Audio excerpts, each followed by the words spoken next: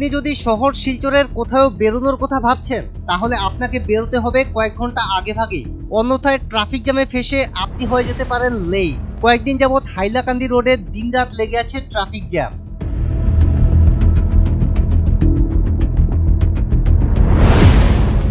কিন্তু কেন এই ট্রাফিক জ্যাম? আসলে ন্যাশনাল হাইওয়ে পয়েন্ট সংলগ্ন এলাকায় করা হয়েছে রোড ব্লক।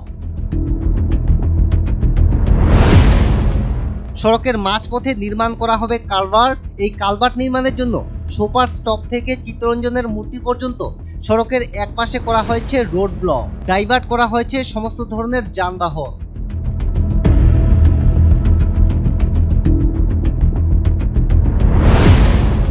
তবে রাজপথের ধারে অবৈধভাবে ফেলে রাখা ইট বালু পাথর, গজিয়ে ওঠা ছোটখাটো ব্যবসায়িক প্রতিষ্ঠান আর অবৈধ পার্কিং এর ফলে এমনিতেই সংকুচিত হয়েছে সড়কের প্রস্থ। অপরদিকে রোড ডাইভারশনের ফলে সৃষ্টি হওয়া ট্রাফিক জ্যামে চরম দুর্ভোগ পোহাতে হচ্ছে মানুষকে। এমনকি মুমূর্ষু রোগী নিয়ে যাতায়াত করা অ্যাম্বুলেন্সগুলোকে ভেসে থাকতে হচ্ছে ঘন্টার পর ঘন্টা ধরে ট্রাফিক জ্যামে। এই হচ্ছে হাইলাকান্দি রোডের ন্যাশনাল হাইওয়ে পয়েন্ট সংলগ্ন এলাকায় ট্রাফিক জ্যামের দৃশ্য।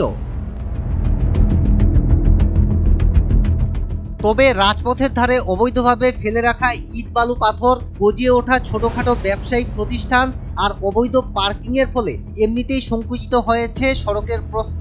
অপরদিকে রোড ডাইভারশনের ফলে সৃষ্টি হওয়া অনিয়ন্ত্রিত ট্রাফিক জ্যামে নাজেহাল শহর শিলচরের মানুষ।